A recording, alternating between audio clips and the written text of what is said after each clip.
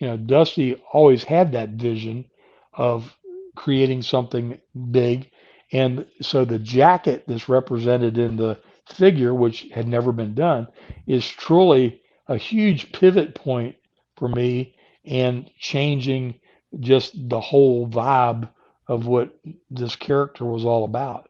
And it enabled me just to kind of like, Fonzie and Happy Days back in the day, the leather jacket Yes, gave yes. him the vibe. Well, it did the same thing to me, and it gave me all of a sudden I started being comfortable in portraying this character that was bigger than life. That was really just a magnification of something I was very comfortable in myself, and that's what made it all happen.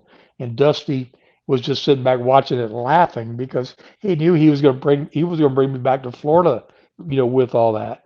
So then he watches me have this great ride for the next year, and he in turn came to work for the Crockett's, and things didn't start out like he thought they were going to start out, and it was a little rough there.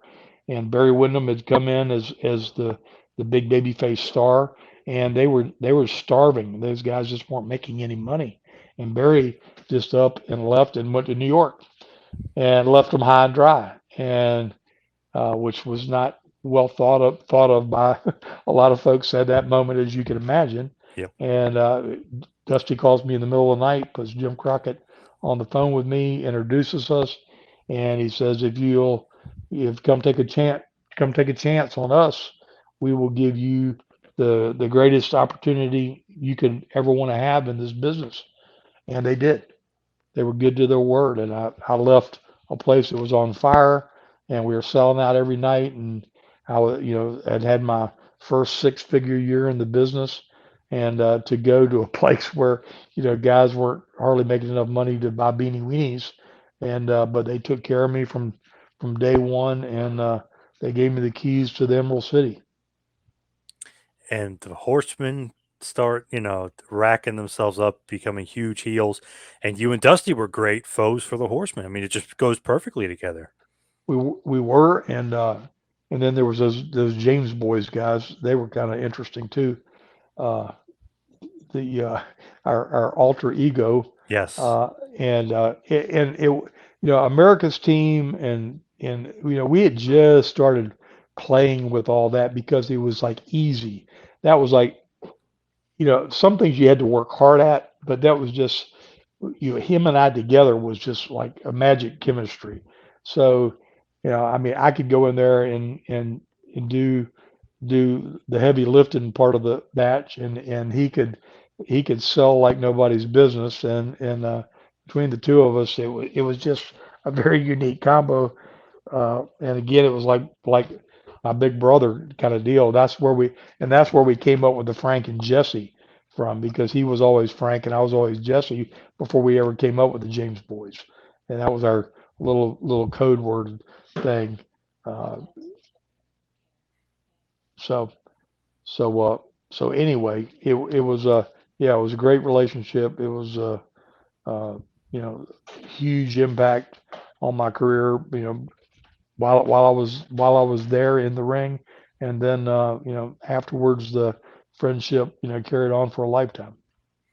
Yeah, it's funny, like what happens. Obviously, you're with your career, but the relationship never changes. Like, you're in ring, but he brings you to WCW, right? And then you start working behind the scenes. So he kind of always was with you and always buddies with you. And then obviously everybody remembers that awesome moment when he teams with Nikita and you make that surprise appearance at a Crockett Cup. I mean, phew, the emotion, the crowd. I mean, that's crazy too. So it seems like you and Dusty were always hand in hand, no matter what.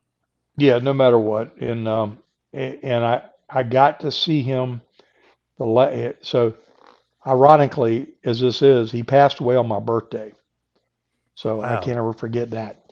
But the November before, we did there was an event up in New York at LaGuardia where they have a fan fest convention kind of thing annually, and my youngest son and I drove up to be a part of it, and the promoter that brought me in had brought Dusty in, so we got to sit together for about 4 hours and like really reminisce about a lot of cool things, and we got to meet my son, and just he was big.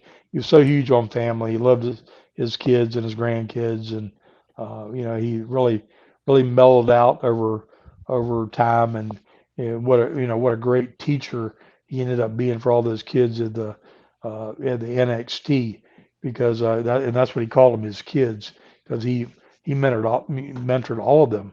I mean, Charlotte Flair and Seth Rollins, and just countless folks that came through that system were all had the touch of Dusty put on them, and he was just amazing at helping people find what their inner mojo is to come out of your shell, and be able to present this character to the world, because that's what he'd done. He'd been a study his whole life. He'd watched the great ones, and he'd taken a little from this one, a little from that one, and molded some of his own magic around it. And then he got to where he was a teacher. He could help other people find that within themselves. With that too, obviously you're Cody's godfather. So I mean, you're literally, I mean, family, right? Right, right. So yeah, I was there the night he was born, and I was there holding him at his christening in Tampa, Florida. So yeah, the ties with he and I, and the family, and Michelle are deep. Thank you for watching the Hannibal TV. Please like this video if you enjoyed it, and click the subscribe button to not miss any of our latest shoot interviews, match videos, or news updates. Follow us on Twitter at the Hannibal TV for instant updates.